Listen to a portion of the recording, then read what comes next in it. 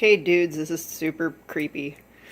I'm getting ready to make some eggs for Easter to color.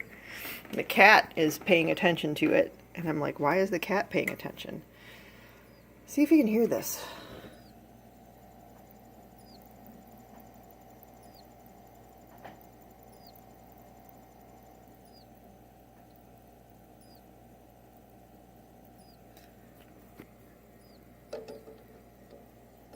So as far as I can tell, it's just a bubble escaping from this egg, but it frickin' sounds like a baby chick.